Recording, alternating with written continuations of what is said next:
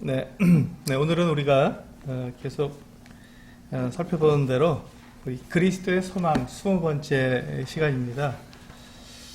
오늘은 그 요한계시록 지난주에 이어서 요한계시록 두 번째 말씀을 드리도록 하겠습니다. 요한계시록을 제가 전체적으로 이렇게 다 말씀을 드리고 있는데요. 요한계시록을 낱낱이 이렇게 자세히 살펴보지 못하지만 전체적으로 이렇게 개괄적으로 살펴보는 게 어쩌면 더 도움이 될 수 있습니다. 요한계시록 전체를 이해하는 데는 도움이 될 수 있을 것 같아서 요한계시록 살펴보고 있습니다. 지난주에는 우리가 그 요한계시록 1장에서 3장까지에 있는 내용을 말씀을 드렸습니다. 특히 이제 요한계시록은 과거와 또 현재와 미래에 대한 내용들을 다 다루고 있는데 그 중에 1장은 그 요한이 본 것, 과거에 관한 부분들이고요. 그리고 2장과 3장은 교회에 대해서, 7교회에 대해서 서신을 보내면서 이 교회 시대가 어떻게 이루어질 것인지에 대해서 말씀해 주고 있습니다. 그 7교회가 교회 시대의 2000년, 지금까지 오는 2000년의 모든 그 한 부분들을 나타내 줄 수, 역사적인 그런 내용들을 말씀해 줄 수도 있겠지만 또한 동시대에 살면서 각 교회들이 이 7교회의 모습과 같은 모양으로 현존하고 있다는 것이죠. 지금도 우리가 지금 이 땅에서 우리가 이렇게 교회들이 여러 교회들이 있지만 그 여러 교회들이 다 같은 모습을 같은 또 상태를 유지한 것이 아니라 다양한 상태를 유지하고 있는데 그런 다양한 상태가 7교회의 모습과 같지 않은가 하는 생각을 갖게 됩니다.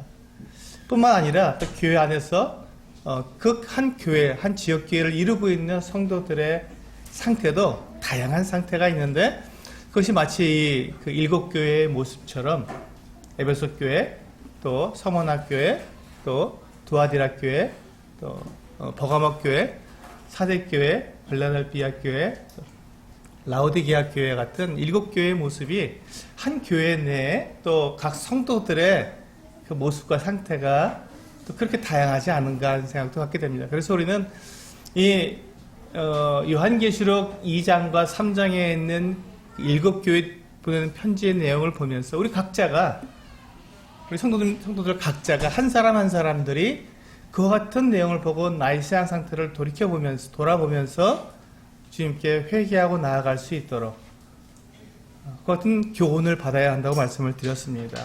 오늘은 4장부터 9장까지에 있는 내용을 말씀을 드리도록 하겠습니다. 이제 이 4장부터 이제 22장까지는 이제 미래에 대한 일입니다. 과거에 1장은 과거였고 2장과 3장 교회 시대는 현재였고 이제 4장부터 22장까지는 미래의 일로 말씀하고 있습니다. 그 중에 4장과 5장은 이제 하늘에서 우리가 어떤 일이 있을 것인가, 주님께서 우리를 하늘로 불러 올리실 터인데 그 하늘로 불러 올리신 우리가 하늘에서 어떠한 일이 있을 것인가를 우리들에게 아주 잠깐 보여주고 있습니다. 그 4장과 5장에서는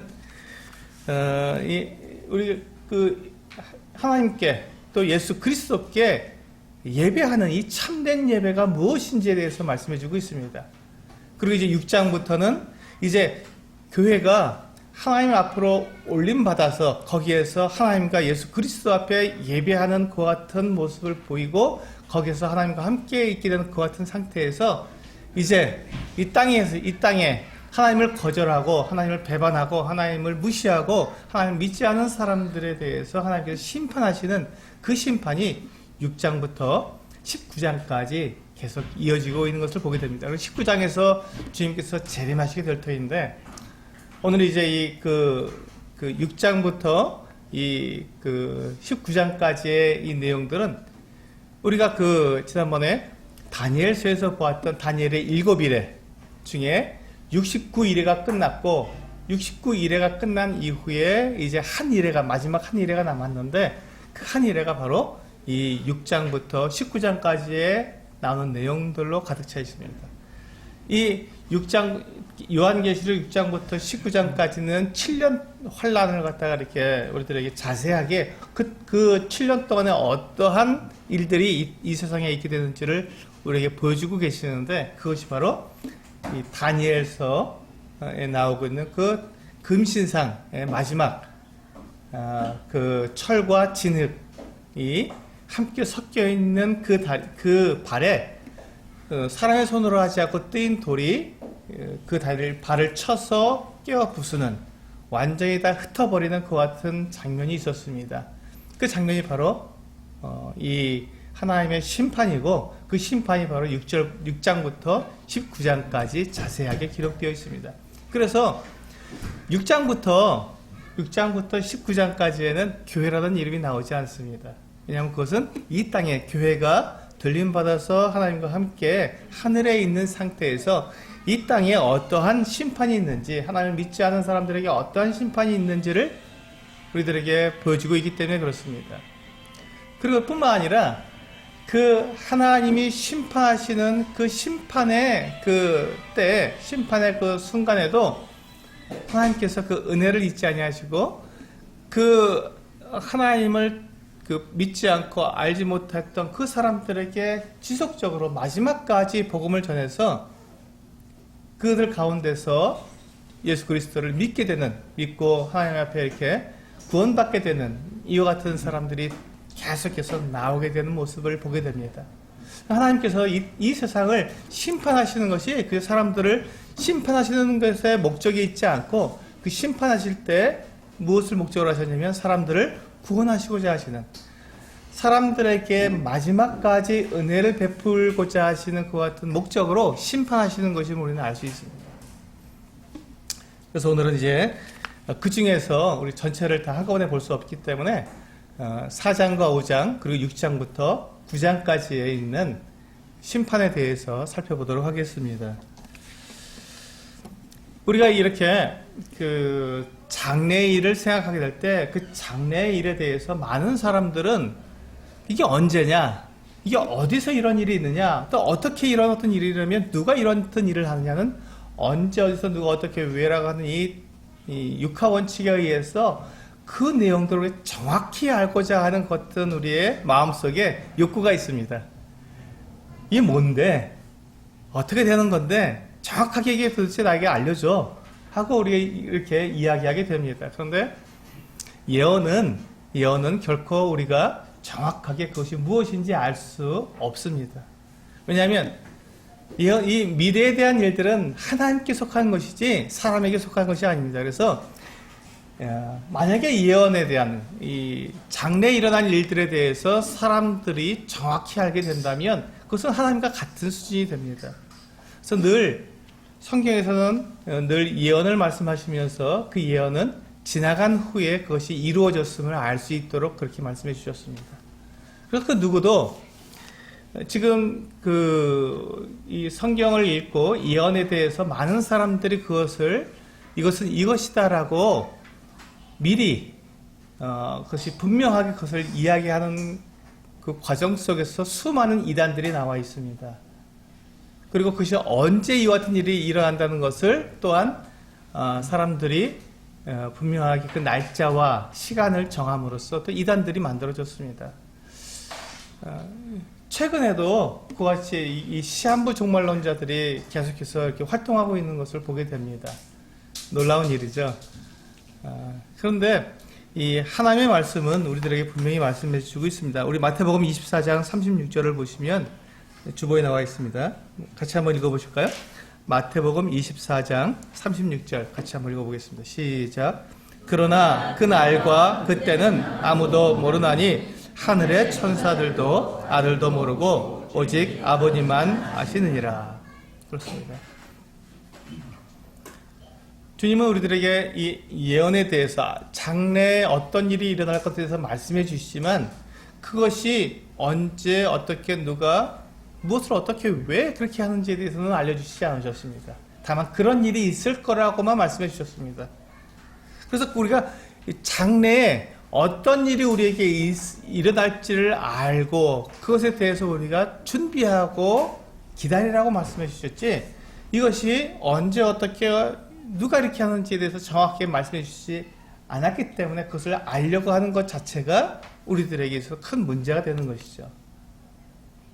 그래서 과거에 많은 분들이 이런 주의 종말이 뭐 몇 년도에 일어날 것이다. 1988년도에 일어날 것이다. 뭐 92년도에 일어날 것이다. 또 최근에는 뭐 2017년도에 일어날 것이다. 뭐 또 앞으로도 있어요. 또 몇 년도에 또 일어날 것이다 하는 이 같은 수많은 거짓 확신을 사람들에게 주어서 사람들을 미혹하고 넘어지게 만들고 있습니다.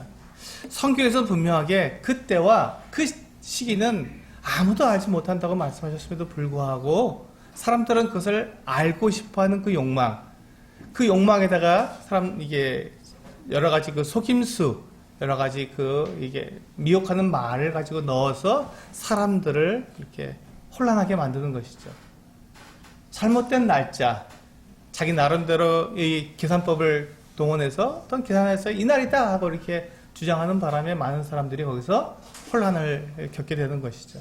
그래서 분명하게 말씀하고 있습니다.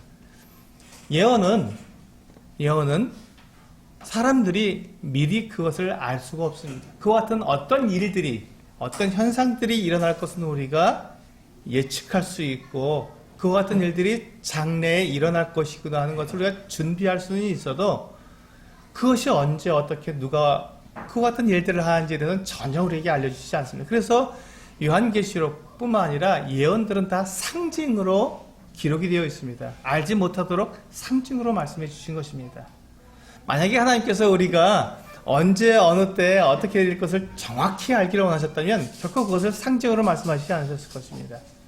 이사야서에서 보면 고레스라고 하는 사람이, 고레스 왕이 이스라엘 백성, 유다 백성들을 바벨론에서 예루살렘으로 돌아가게 할 것을 그 이름을 들어서 예언하셨습니다. 이사야서 보면은 내 종 고레스가 그 같은 일을 할 것이라고 분명히 말씀하셨습니다. 그것은 사람들이 그것을 알 수 있도록 하나님께서 알기를 원하셨기 때문에 그 이름을 정확하게 말씀하신 것입니다.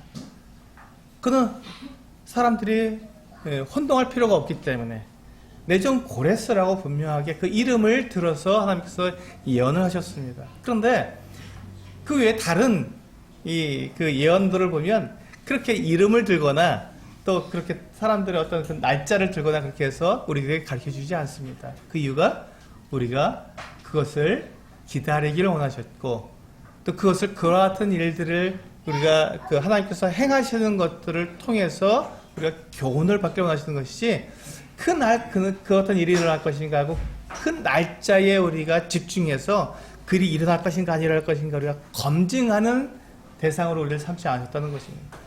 심판은 하나님께서 하시는 것이지 사람이 하는 것이 아닙니다. 하나님이 하시는 일을 사람들이 이렇게 심판하고 검증하고, 하나님 정말 옳게 하셨네? 하나님 정말 옳게 일을 처리하셨구나. 이렇게 사람들이 하나님을 검증하도록 성경은 말씀하고 있지 않습니다. 하나님은, 성경은 우리가 하나님께서 하실 일들에 대해서 우리가 소망을 가지고 기다리도록, 믿음으로 기다리도록 말씀하셨지, 그것을 우리가 검증하도록 말씀하시지 않으셨습니다. 그래서 우리가 그 날이, 그와 같은 하나님께서 예언하신 것들이 지나고 나면, 그것이 이루어진 상태에서 나중에 이것이 바로 그와 같음의 말씀이 이렇게 이루어진 것이고 하는 것을 우리가 나중에 알 수 있도록 그렇게 되어 있습니다. 우리 요한계시록 4장 1절, 우리 주보에 있는 말씀을 같이 한번 읽어보시고 4장에 대해서 말씀을 드리도록 하겠습니다. 1절 시작. 2일 후에 내가 보니 하늘에 열린 문이 있는데, 내가 들은 바 처음에 내게 말하던 나팔 소리 같은 그 음성이 이르되 이리로 올라오라. 이후에 마땅히 일어날 일들을 내가 내게 보이리라 하시더라. 여기 보시면 이리로 올라오라 라고 요한을, 이 땅에 있던 요한을 하늘로 불러 올리시는 것을 볼 수 있습니다. 그리고 하늘로 올라가게 되었을 때 하나님께서 이 요한에게 무엇을 약속해 주셨냐면, 이후에 마땅히 일어날 일들을, 당연히 일어날 일, 꼭 일어날 일들입니다. 마땅히 일어날 일들을 내가 내게 보이리라 하고, 이후에 일어날 일들을 우리들에게 보여주신다고 말씀해 주셨습니다. 우리가 여기서 우리가 볼 수 있는, 우리가 생각해야 될 것은 바로 이것입니다. 우리들은 지금 이 땅에 살고 있습니다. 이 세상에 살고 있어서 우리들이 보고 있는 것들은 이 세상의 일어나는 일들을 보고 있고 이 세상에서 사람들이 살아가고 있는 모습들을 보고 있습니다. 그러다 보니까 우리들의 눈에서 우리들의 마음에서 가지고 있는 이 같은 소망과 이 같은 바람은 이 땅에 있는 것들로 가득 찰 수밖에 없는 것이죠. 우리들의 눈에 보이는 것, 우리들의 귀에 들리는 것, 내 마음속에 일어나는 모든 욕구가 하늘에 있는 것이 아니라 이 땅에 있는 것에 맞춰져 있는 것입니다. 그래서 우리가 예수 그리스도를 믿고 거듭난 그리스도인들의 이 삶 속에서도, 그리고 그 눈 속에서도 하늘을 바라보는 것이 아니라 이 땅에 있는 것들을 우리가 소망하고, 어떻게 하면 내가 다른 사람들처럼 그렇게 더 성공적인 삶을 살 수 있을까, 이 땅에서 어떻게 성공할 수 있을까 하는 것에 우리의 마음이 가고 우리의 생각이 가 있고 내 눈이 가 있을 수밖에 없다는 것이죠. 그래서 주님께서는 이 계시록을 우리들에게 허락해 주신 것입니다. 이리로 올라오라 하고 부르시는 그 음성을 우리들에게도 동일하게 들려주시는 것입니다. 우리가 이 땅에서 살아가고 이 땅이 우리가 전부가 아니고, 우리들의 지금 현재 우리가 살아가고 있는 이 땅에서 우리들의 입장에서 볼 땐 이 세상이 전부처럼 보입니다. 그리고 이 땅에서 우리가 내 육체가 누리는 것이 전부처럼 보이고, 내가 사람들에게 인정받는 것이 성공의 모든 것의 척도인 것처럼 보이지만, 하나님께서는 바로 그때 우리가 그와 같이 이 세상에 우리의 눈을 두고 있을 때 우리들에게 말씀하시는 것입니다. 이리로 올라오라. 그래서 우리가 이 땅에서 우리의 눈을 들어서 저 하늘에 우리의 시각을 두고 하늘에서 우리가 하나님께서 우리들이 베푸실 것들을 바라보게 된다면, 이후에 마땅히 될 일들을 우리가 보게 되었을 때 우리의 소원, 우리의 소망, 우리의 가치를 어디에 두고 살아갈지가 결정된다는 것이지요. 그래서 지금 하늘에 올라간 요한이 무엇을 보고 있는지 우리 4장, 요한계시록 4장을 한번 보시면,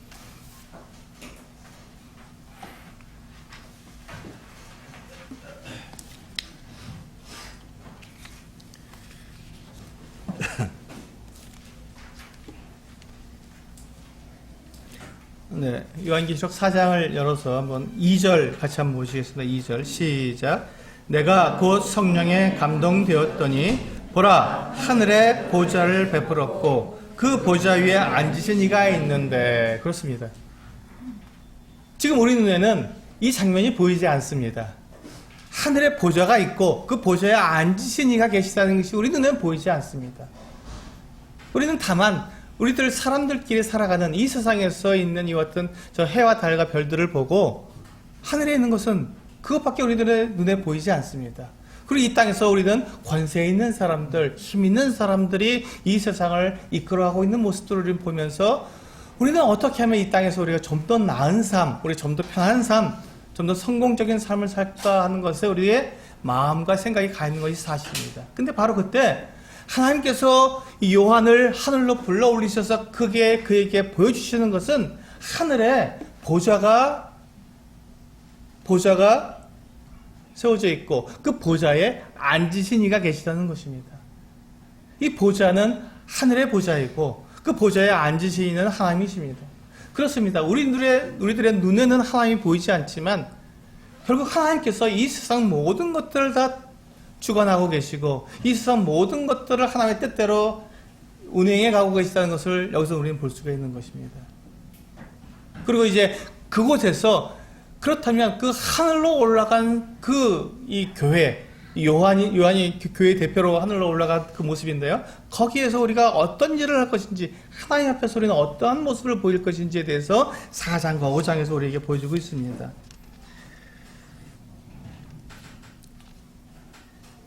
네, 10절을 보시면요. 4장 10절 한번 같이 읽어보시겠습니다. 시작. 24 장로들이 보좌에 앉으신 이 앞에 엎드려 세세토록 살아계신 이에게 경배하고 자기의 관을 보좌 앞에 드리며 이르되. 그렇습니다. 거기 보시면 24 장로, 이 24 장로에 대해서는 여러 가지 의견이 분분합니다. 누군지, 24 장로의 그 신분이 누구인지에 대해서는 의견이 분분하지만 분명한 것은 하나님의 보좌, 예수 그리스도의 보좌에 함께 앉게 된 교회가 속해 있을 거라고 하는 것은 분명한 것 같습니다. 그리고 또 거기에는 구약의 12지파를 대표하는 그 같은 장로들이 함께 있지 않을까 하는 생각을 갖는 것이 일반적으로 우리가 생각하는 부분입니다. 그러니까 신구약의 모든 성도들이 하나님 보좌 앞에서 하나님 앞에 경배하고 있는 모습을 우리는 볼 수 있는 것이죠. 그 다음에 또 5장으로 넘어가 보시면 여기서는 보좌에 앉으신 이에 대해서 우리가 경배하는데 5장에 넘어가게 되면 이제 보좌에 앉으신 이 앞에 새로운 또 한 분이 나타나게 됩니다. 우리 5장 1절을 보시면 네.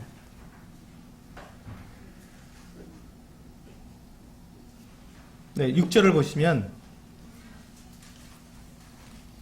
6절과 7절 같이 읽어보시겠습니다. 요한계시록 5장 6절과 7절 시작. 내가 또 보니 보좌와 내 승물과 장로들 사이에 한 어린 양이 서 있는데 일찍이 죽임을 당한 것 같더라. 그에게 7뿔과 7눈이 있으니 이 눈들은 온 땅에 보내심을 받은 하나님의 7영이더라. 그 어린 양이 나와서 보좌에 앉으신 이의 오른손에서 두루마리를 취하시니라. 여기 보시면 어린 양이 나옵니다. 왜 이 어린 양을 우리 예수 그리스도라고 이렇게 분명하게 이름으로 하지 않고 어린 양이라고 했을까요? 그것은 바로 이 예수 그리스도께서 우리들의 어린 양으로서 우리들의 화목 제물로서 하나님께 드려주신 희생하신 그것에 대한 분명한 그 모습, 그분의 하신 일들을 강조하기 위해서 예수 그리스도 하나님의 아들로서 표현한 것이 아니라 어린 양이라고, 하나님과 우리 사이, 사람들 사이에 우리가 사람들이 하나님께 나아갈 수 있도록 그 모든 것들을 이루신 예수 그리스도의 그분의 그 신부, 그분의 행하신 그 사역을 대표하는 그 말이, 그 이름이 어린 양이기 때문에 어린 양으로서 표현하고 있는 것입니다. 그리고 그분이 일찍 죽임을 당한 것 같더라라고 되어 있습니다. 그렇습니다. 어린 양인데 죽임을 당하셨던, 하지만 지금은 살아계신 바로 그분이 바로 예수 그리스도 우리의 주님이십니다. 그 주님이 이 네 성물과 24 장로와 이 보좌 사이에 서 계셨습니다. 이분이 바로 중보자죠. 이분이 바로 우리들의 중보자시고 우리들이 하나님 앞에서 우리가 거룩하고 의롭다함을 받는 그 이유이기도 합니다. 바로 예수 그리스도 하나님의 어린 양께서 우리들의 사이에 그와 같이 서 계십니다. 그리고 우리가 주보에 보시면 9절부터 9절과 10절을 제가 기록해 놓았는데요. 어떤 일을 하는지 한번 보겠습니다. 9절과 10절을 읽어보시겠습니다. 시작. 그들이 새 노래를 불러 이르되 두루마리를 가지시고 그 인봉을 떼기에 합당하시도다. 일찍이 죽임을 당하사 각 족속과 방언과 백성과 나라 가운데서 사람들을 피로 사서 하나님께 드리시고 그들로 우리 하나님 앞에서 나라와 제사장들을 삼으셨으니 그들이 땅에서 왕노릇 하리로다 하더라. 여기 보시면 이 하나님의 아들 예수 그리스도께서 어린 양으로서 어떠한 일을 하셨는지를 아주 분명하게 보여주고 있습니다. 그래서 이 24 장로들과 네 생물이 그 보좌에 앉으신 하나님을 찬양할 뿐만 아니라 그분께 경배할 뿐만 아니라 바로 이 어린 양께도 찬양과 경배를 드리고 그분을 높이는 것을 우리는 볼 수 있습니다. 그렇습니다. 교회가 이제 하늘로 올림을 받아서 하나님의 보좌 앞에 우리가 서게 되었을 때 그때 우리는 하나님과 그 아들 예수 그리스도께 찬양과 경배와 예배를 드리게 된다는 것입니다. 그 하늘에서 우리가 할 일은 바로 그것입니다. 이 아름다운 예배, 이 아름다운 경배가 그 하늘에서 있을 것입니다. 지금 우리가 이 만찬 예배를 통해서, 만찬 예식을 통해서 우리가 하나님을 예배하고 경배하고 있는데 그 진정한 모습, 참된 예배, 지금 이 만찬, 이 떡과 잔을 통해서 우리가 하나님을 예배하는 것은 그림자죠. 모형입니다. 그래서 상징물입니다. 상징물을 통해서 우리가 예배를 드리고 있는데 그때는 상징물이 아니라 예수 그리스도 어린 하나님의 어린 양이 우리와 함께 있어서 참된 예배, 참 예배를 우리가 그때 드리게 된다는 것입니다. 진정한 예배, 하늘에서 우리가 드려질 진정한 예배의 모습이 여기에 나오고 있는 것입니다. 이것이 그리스도인들의 해야 할 일들입니다. 우리가 이 땅에서뿐만 아니라 저 하늘에서도 영원히 우리가 해야 할 일이 바로 예배입니다. 하나님을 경배하는 것, 그분을 찬양하는 것입니다. 그러니까 우리가 이 땅에서 지금 이렇게 매 주일마다 이렇게 예배를 드리고 있는데, 이제 그 상징물을 통해서 예배를 드리고 있는데, 이것이 그냥 우리가 하나의 형식이 아닙니다. 이것은 우리가 영원히 하나님 앞에서 우리가 쉬지 않고 경배하게 될 그 모습을 우리가 잠깐 이 땅에서 맛보는 것이지요. 그러니 이 예배가 우리는 너무나도 소중한 것이고, 이 예배처럼 우리들에게 이 땅에서 소중한 것이 없는 것입니다. 그래서 우리의 그 선배들은 이 예배 때문에 목숨을 내놓기도 했습니다. 이 예배 드리는 것 때문에 자기의 모든 것들을 다 포기하고 예배 드리는 자가 되기 위해서 자신들을 다 내어놓았던 것들을 볼 수 있습니다. 교회사에서 그 같은 모습들이 너무나도 적나라하게 나와 있습니다. 오늘날 우리들에게도 동일합니다. 우리가 하늘에 가서 하나님과 그 아들 예수 그리스도께 우리가 예배하는 그 참된 예배를 우리가 이 땅에서 우리가 잠시 동안 이렇게 경험할 수 있도록 우리에게 주신 이 예배를 우리 정말로 소중히 여기고 그 예배에 우리가 정말 최선을 다해야 할 것입니다.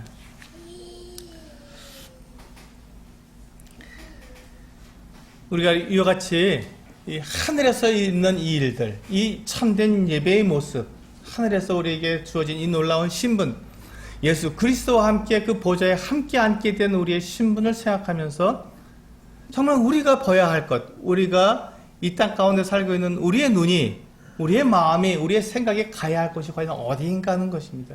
그것을 우리 골로새서 3장 1절에서 6절은 이와 같이 말씀하고 있습니다. 같이 한번 읽어보시겠습니다. 골로새서 3장 1절에서 6절 시작. 그러므로 너희가 그리스도와 함께 다시 살리심을 받았으면 위의 것을 찾으라. 거기는 그리스도께서 하나님 우편에 앉아 계시느니라. 위의 것을 생각하고 땅의 것을 생각하지 말라. 이는 너희가 죽었고 너희 생명이 그리스도와 함께 하나님 안에 감추어졌습니다. 우리 생명이신 그리스도께서 나타나실 그때 너희도 그와 함께 영광 중에 나타나리라. 그러므로 땅에 있는 지체를 죽이라. 곧 음란과 부정과 탐욕과 악한 정욕과 탐심이니 탐심은 우상 숭배니라. 이것들로 말미암아 하나님의 진노가 임하느니라. 그렇습니다. 우리는 땅의 것을 생각하는 것이 아니라 저 위의 것을 생각해야 합니다. 우리의 모든 것에 우리의 모든 소망은 이 땅에 있지 않고 하늘에 있기 때문에 그렇습니다. 이 땅은 잠시 있다가 사라져 버릴 것입니다. 그것을 우리 이제 앞 6장부터 19장까지 해서 이 땅에 있는 것들이 어떻게 멸망하는지 자세하게 우리는 볼 수 있습니다. 우리 6장 1절을 한번 보실까요? 네, 요한계시록 6장 1절 같이 읽어보시겠습니다. 시작. 내가 봄에 어린 양이 7인 중에 하나를 떼시는데 그때 내가 들으니 내 생물 중에 하나가 우레소리같이 말하되 오라 하기로. 그렇습니다. 이제 예수 그리스도께서 그 두루마리 앞뒤로 안팎으로 그리스에 있는 그 두루마리에 7개의 인으로 봉인이 되었는데 그 인을 떼시기 시작합니다. 근데 그 봉인된 인을 뗄 때 주님께서 예수 그리스도께서 이제 이 땅에 있는 주님의 그 사랑하는 주님을 믿고 주님의 몸이 된 교회가 이제 하늘로 올라와서 하늘에서 하나님을 경배하고 예배하고 있기 때문에 이제 이 땅에 하나님을 거절하고 믿지 않은 사람들에 대한 심판을 시작할 수가 있는 것이죠. 그래서 이 인을 뗄 때마다 심판이 시작됩니다. 그 첫째 인과 둘째 인, 셋째 인, 넷째 인을 떼는데 이 네 인을 뗄 때마다 각각 말이 나오고 말 탄 자가 나와서 이 세상에서 이 세상을 심판하게 되는 것을 보게 됩니다. 첫 번째 말은 백마입니다. 흰 말을 타고 나와서 그가 활을 가졌는데 그가 나아가서 이기고 또 이기는 그 같은 모습을 보여주고 있습니다. 이 백마를 탄 이 사람은 아마 천사겠죠. 그는 결코 그리스도가 아닙니다. 그는 그리스도를 모방한 자이고 아마도 적그리스도가 될 것입니다. 그래서 그가 나와서 이 활을 들고 그 활로다가 싸워서 이기는 거예요. 이 세상에 있는 사람들을 다 심판하는 것입니다. 그리고 그가 이 땅을 정복하게 될 것입니다. 무서운 일이죠. 주님께서도 백마를 타고 오시게 되는데 그건 19장에서 오시게 됩니다. 아직 주님은 재림하시지 않습니다. 아직. 그리고 이 땅에는 주님께서 심판하시는 그 같은 심판을 허락하셨는데 지금 이 백마를 탄 자가 그것이 이 땅에서 이 땅을 정복하고 두 번째 인을 뗄 때 우리가 붉은색 말이 나오게 되는데 이 붉은색 말은 전쟁을 의미합니다. 그 온 세상에 전쟁이 임하게 되는 것이죠. 서로가 싸우고 죽고 죽이는 끔찍한 전쟁이 있습니다. 지금은 우리가 인류 역사상 이렇게 이와 같은 평화의 시대가 없습니다. 지금은 전쟁들이 별로 일어나지 않습니다. 지금은 물론 국지전이 조금씩 일어나지만 이와 같이 오랜 기간 동안 전쟁이 없는 시대가 없었습니다.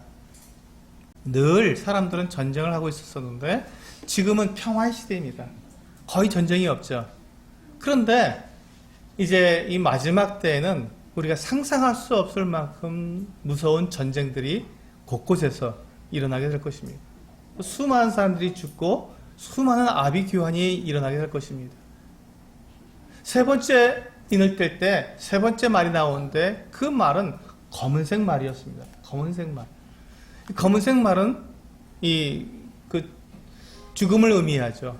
그래서 그 뒤에 보면은 그 저울을 들었는데 무서운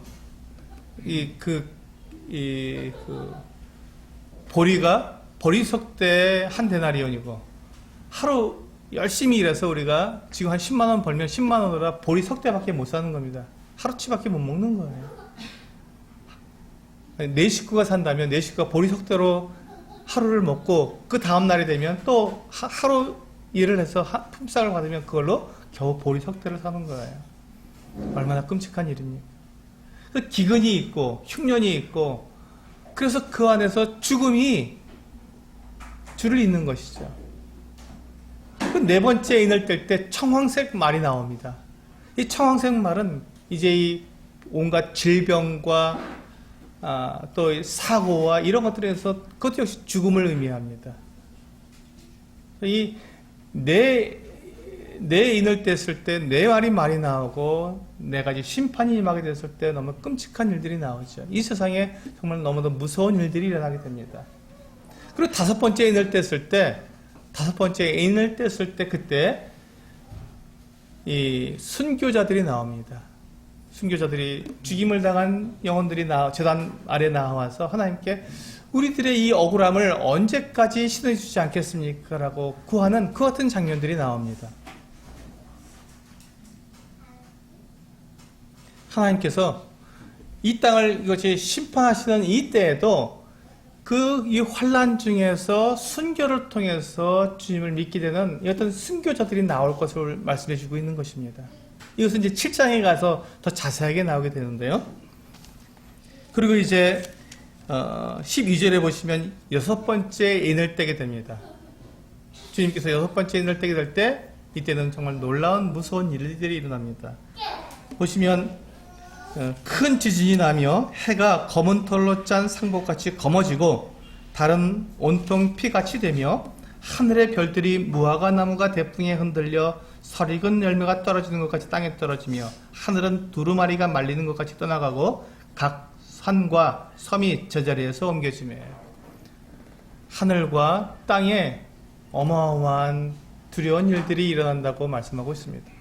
여러분, 우리가 보고 있는 해와 달과 별들, 그리고 이 산과 나무, 강, 바다, 이 모든 것들이 굉장히 견고하고 또 영원히 갈 것처럼 보이지만 그렇지 않다는 것입니다.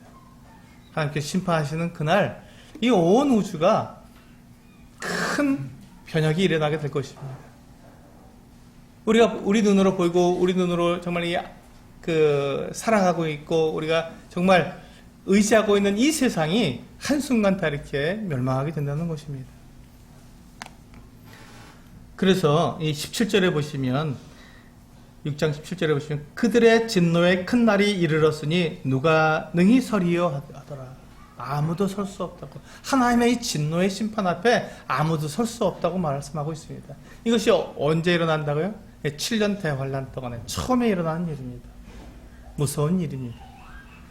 사람들이 이 세상에 마음을 두고 이 세상에서 우리가 평안을 누리고 성공하려고 애쓰는 그 세상이 하나님 앞에서 이와 같은 심판을 당하게 된다는 것입니다. 그리고 이제 7장으로 넘어오게 되면 이제 7장 1절은 이와 같이 시작하고 있습니다. 이 일 후에 내가 내 천사가 땅 네 모퉁이에 선 것을 보니 땅의 사방에 바람을 붙잡아 바람으로 하여금 땅에나 바다에나 각종 나무에 불지 못하게 하더라. 이제 이렇게 지금 그 네 천사를 붙들어서 이 세상에 심판을 잠깐 멈춰 주셨습니다. 그리고는 이 4절에 보시면 이제 이스라엘 백성들 가운데서 이스라엘 12지파의 각 지파당 1만 2천 명씩, 그래서 총 14만 4천 명의 이마에 하나님께서 이 천사를 보내어서 도장을 찍게 됩니다. 인을 쳤다는 말은 도장을 찍었다는 말입니다. 도장을 찍어서 그 사람들을 특별히 하나님께서 선택하신 것을 볼 수 있습니다. 그리고 이 사람들은 14만 4천 명은 이 7년 대환란 기간 동안에 죽지 않고 끝까지 살아서 맨 마지막에 주님 앞에 서게 됩니다. 그들을 보호하시는 것이죠. 하나님이 그 이마에 인을 치셔서 그들이 죽지 않고 이 모든 환란과 모든 전쟁과 모든 기근과 이 어려움 속에서도 끝까지 살아남아서 무엇을 합니까? 복음을 전하는 것이죠. 이들이 전도자들입니다. 이들이 이 이스라엘 이 14만 4천 명이 그 온 세계에 특히 이스라엘 백성들에게 복음을 전해서 많은 사람들이 예수 그리스도를 믿게 되는, 우리가 그 거절했던, 우리가 십자가에 못 박았던 그 예수가 정말 하나님의 아들이셨구나. 우리들이 기다렸던 그 메시아가 이미 오셨었구나. 그런데 우리가 그것을 알지 못하고 우리가 거절했구나 하는 것을 그들로 알게 하는 그 같은 일을 해서 수많은 사람들이 이스라엘 백성들 가운데서 예수 그리스도를 믿게 되는 이와 같은 일들이 일어나게 되는 것이죠. 그리고 또 그와 같은 일과 더불어서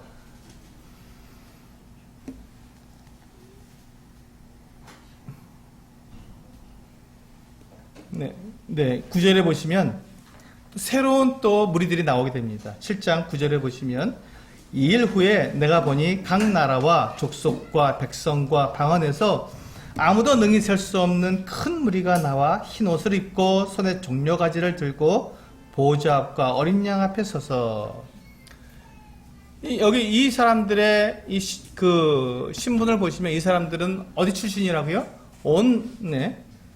각 나라와 족속과 백성과 방언에서, 이 사람들은 이스라엘 백성들이 아닙니다. 이 사람들은 이방인들이죠. 지금 이스라엘 백성들 중에서는 14만 4천 명을 하나님께 따로 부르셨습니다. 이들이 전도자로서 이제 끝까지 7년 동안 계속해서 복음을 전할 사람들입니다.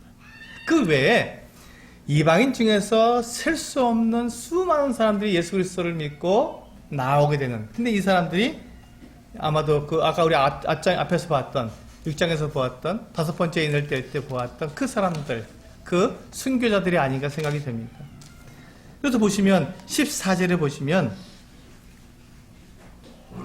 내가 말하기를 내 주여 당신이 아시나이다 하니 그가 나에게 이르되 이는 큰 환난에서 나오는 자들인데 어린 양의 피에 그 옷을 씻어 희게 하였느니라. 이들은 큰 환난, 이 7년 대환난 가운데에서 예수 그리스도를 믿고 복음을 들어서 예수 그리스도를 믿고 순교당한 자들, 그 같은 자들로 여겨지게 됩니다. 그래서 그들이 어린 양의 피에 옷을 씻어 희게 됐다라고 말씀하고 있습니다. 근데 이들은 교회는 아닙니다. 14만 4천 명도 교회에 속하지 않습니다. 지금 그리고 이 이방인 가운데서 이 어린 양의 피에 그 옷을 씻어 희게 된 이 허다한 무리들도 교회는 아닙니다. 왜냐하면 교회는 이미 하늘에 올라가 있기 때문에 그들은 교회에 속하지는 않았습니다. 그러나 그들도 동일하게 예수 그리스도를 믿고 구원받은 사람들입니다. 교회와는 신분은 다르지만 그들은 이 땅 가운데서 예수 그리스도를 믿은 이삭 죽기와 같이 이 땅에서 심판 가운데서 하나님께서 그들에게 은혜를 베풀어서 구원하시는 자들이 된 것입니다. 그리고 이제 우리가 8절에 넘어가면 드디어 한 번 남은 7번째 인을 떼게 됩니다.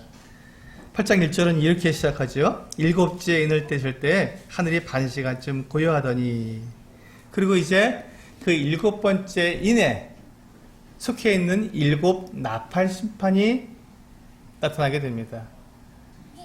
7명의 천사가 나타나서 각각 나팔을 하나씩 들고 있습니다. 그리고 이 각 천사가 한 번 나팔을 불 때마다 새로운 또한 심판이 이 땅에 임하게 되는 것입니다. 그리고 이제 이 심판은 7번째 천사가 나팔을 불 때 7대접이 또한 이 땅에 열려져서 또 새로운 심판이 있게 됩니다. 그러니까 심판이 지금 3중으로 인심판, 나팔심판, 그리고 대접심판까지 이렇게 3중으로 되어 있는 이 심판이 이 땅 가운데 7년 동안 쏟아지게 되는 것이죠. 이 무시무시함, 이 정말 끔찍함이 이 땅 가운데 일어나게 되는 것입니다. 사람들이 소망을 두고 있는 이 세상이 이와 같이 멸망으로 끝나는 것이죠. 그때 교회는 하늘에서 하나님께 경배하며 예배하며 어린 양과 함께 거기에서 어린 양의 신부로서 어린 양의 혼인 예식을 치르게 되는 것입니다. 정말 완전히 다른 운명을 가지게 되는 것입니다. 8장에 보시면 6절에 보시면 이제 7 나팔을 가진 7 천사가 나팔을 불기를 준비하더라. 첫째 천사가 나팔을 부니 피 섞인 우박과 불이 나와서 땅에 쏟아짐에 땅의 3분의 1이 타버리고 수목의 3분의 1이 타버리고 각종 푸른 풀도 타버렸더라. 첫 번째 천사가 나팔을 불었을 때 이와 같은 일들이 일어납니다. 두 번째 천사가 나팔을 불었을 때도 불부는 큰 산이 바다에 떨어지게 돼서 바다의 생물들이 3분의 1이 죽고 배의 3분의 1이 깨어져 버립니다. 이 큰 배들이 3분의 1이 깨어지면 여러분 무역이 되지 않습니다. 그러니 이 땅에 얼마나 큰, 이 세상에 얼마나 큰 혼란과 어려움이 가중될 것인가는 불보듯 뻔한 것입니다. 세 번째 천사 나팔을 불었을 때 횃불같이 타는 큰 별이 하늘에 떨어져서 강 3분의 1을 다 쓰게 만들어서 못 먹게 만듭니다. 물을 못 먹게 만듭니다. 그리고 이제 넷째 천사가 나팔을 불었을 때는 해 3분의 1과 달 3분의 1과 별들의 3분의 1이 타격을 받아서 어두워지겠다고 말씀하고 있습니다. 이와 같이 이 세상이 해가 어두워지게 되면 우리는 농사를 지을 수가 없습니다. 끔찍한 일들이 일어나죠. 수많은 재해들이 일어나게 될 것입니다. 이것이 첫째, 둘째, 셋째, 넷째 나팔을 불었을 때 이 산과 바다와 강과 그리고 해와 달과 별들에게 3분의 1들이 다 해를 받는 그 같은 무서운 심판이 있겠다고 말씀하신 것입니다. 그리고 이제 9장에 보시면 이제 굉장히 무서운 일이 일어나게 됩니다. 5번째 천사가 나팔을 불었을 때 그때 무저갱이 열리게 됩니다. 그럼 무저갱은 끝이 없는 바닥이 없는 감옥입니다. 이 감옥에 하나님께서 그곳에는 여러 악령들과 더러운 것들을 거기에 다 넣어두셨는데 그 무저갱을 열어버리시는 것입니다. 그래서 거기서 황충이 올라오는데 이 황충이 사람들을 쏘고 사람들을 해치는데 이 사람들이 죽지 못합니다. 이 황충이 괴롭히는데 사람들이 죽고 싶어도 죽지 못하고 5달 동안 온갖 괴로움만 겪게 됩니다.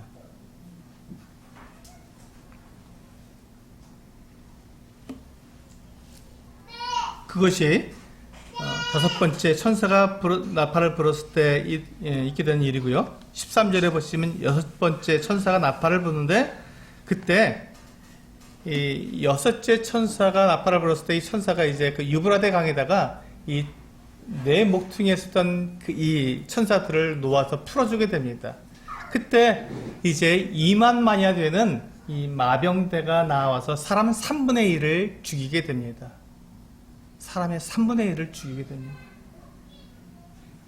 2만만이면 2억 명의 기병대가, 마병대가 나와서 사람들을 죽이기 시작하는데 이 땅에 3분의 1을 죽인다고 합니다. 3분의 1이면요, 우리가 지금 70억이니까 한 몇 억 정도 되죠?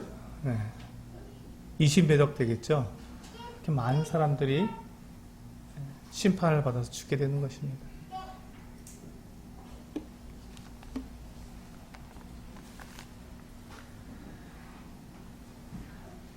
그런데 이와 같은 재앙이 이 땅에 있게 되는 거예요.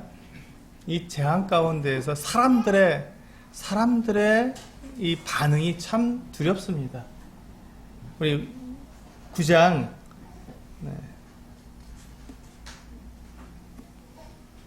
네, 9장 20절과 21절 같이 읽어보시겠습니다. 주보에 보시면 나와 있죠. 9장 20절과 21절. 그들이 이와 같은 심판을 당하는 그들이 어떻게 반응하는지 한번 읽어보시겠습니다. 시작. 이 재앙에 죽지 않고 남은 사람들은 손으로 행한 일을 회개하지 아니하고 오히려 여러 귀신과 또는 보거나 듣거나 다니거나 하지 못하는 금, 은, 동과 목석의 우상에게 절하고 또 그 살인과 복술과 음행과 도둑질을 회개하지 아니하더라. 이것이 우리 사람들의 반응입니다. 하나님의 심판을 보면서도 그것을 하나님의 심판으로 보지 않고 이것은 우리들이 능력이 없어서 우리들이 실수해서 우리들이 뭐 잘못해서 지금 이렇게 이 모든 것들이 이런 일들이 일어나는 거야. 우리가 좀 더 능력을 가지고 좀 더 힘을 가지게 되면 우리가 좀 더 성공적으로 이와 같은 일들을 하게 되면 이게 다 회복될 거야 하는 이와 같은 생각으로 오히려 그들의 그 부족한 힘, 그들에게 부족한 능력을 우상에게 구하는 것을 볼 수 있습니다. 하나님께 구하는 것이 아니라 우상에게 구하는 거예요. 우상에게 도와달라고 합니다. 그러면서 그들이 계속해서 살인과 복술과 이 거짓말을 결코 음행, 도둑질을 결코 멈추지 않고 계속해서 행하는 것을 볼 수 있죠. 그들의 눈은 이 같은 심판을 통해서도 하나님을 보지 못하고 하늘에 우리들이 영원한 생명이 있다는 것을 알지 못하고 복음을 들으면서도 복음을 거절하고 계속해서 그들은 이 땅에서 그들의 소망을 두고 살아간다는 것입니다. 이것이 사람들의 마지막 때에 있을 사람들의 모습이고 심판 때에 있을 사람들의 모습입니다. 그와 반면에 또 어떤 사람들은 이 복음을 듣고 예수 그리스도를 믿게 되는데 그 사람들은 결국 이 순교를 통해서 그들의 믿음을 증명해야 되는 이와 같은 때가 됩니다. 그러므로 지금 아직 교회 시대가 아직 끝나지 않고 성령께서 우리들에게 복음을 통해서 예수 그리스도를 믿음으로 구원받게 하시는 이 놀라운 이 때가 아직 우리에게 있다는 것은 이것은 은혜의 때이고 우리들에게 하나님께 주신 우리에게 선물이고 우리는 지금까지 우리에게는 하나님의 복이 우리들에게 여전히 주어지고 있다는 사실입니다. 그러나 곧 하나님께서 우리들에게 약속하신 이 장래에 될 일, 앞으로 될 장차 마땅히 될 일들이 곧 일어나게 될 것입니다. 그러므로 우리들의 눈과 우리들의 마음의 모든 생각들을 우리는 어디에 우리는 소망을 둬야 하는 것이냐는 것입니다. 우리는 장차 사라져 없어질 심판받아 다 멸망하게 될 이 땅에 소망을 두는 것이 아니라 하나님께서 계시고 예수 그리스도 우리를 구원하신 예수 그리스도 계시는 바로 그 예수 그리스도의 보좌에 우리가 함께 앉게 될 우리의 신분을 생각하면서 하늘에 소망을 두는 우리들의 삶이 되어야 할 것입니다. 그렇습니다. 그리스도의 소망 20번째 요한계시록 2번째 이야기를 통해서 우리는 우리의 소망을 이 땅에 이 처참한 심판받을 이 땅에 두는 것이 아니라 하늘에 우리의 소망을 두고 살아가야 한다는 것을 다시 한번 배우게 됩니다. 같이 기도하시고 마치도록 하겠습니다.